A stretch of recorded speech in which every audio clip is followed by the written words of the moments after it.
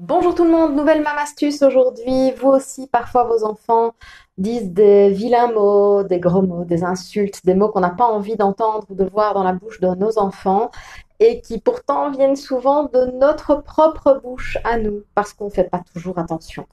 Donc, quelles sont mes astuces ou mon astuce principale quand mon fils de 3 ans et demi répète des gros mots qu'il a entendus? La première chose, ça va être de faire attention à mon propre langage, évidemment, et au vocabulaire des adultes qui l'entourent, mais on ne peut pas toujours tout contrôler.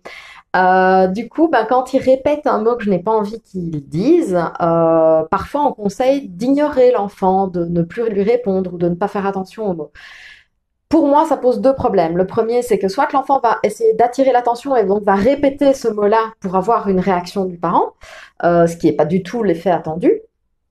Et dans un second temps, soit il va éteindre ce comportement et donc arrêter de le faire, mais il va pas comprendre pourquoi on l'ignore, pourquoi il doit arrêter de le faire. Ça n'a pas vraiment de sens, surtout qu'il entend les adultes le dire.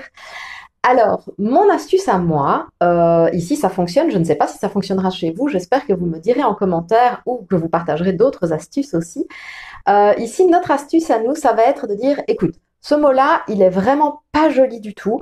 Par contre, toi, tu connais plein de beaux mots. Il y en a plein que tu connais. Dis-moi un peu les trois plus jolis mots que tu connaisses. Et donc là, il va donc désengager son attention du vilain mot pour dire des mots qu'il connaît et dont il est fier. Ça peut être, ici on aime bien les mots dans ces cas-là comme fabuleux, merveilleux, superbe, splendide. Voilà, on en profite pour enrichir en plus le vocabulaire sur des mots sympas.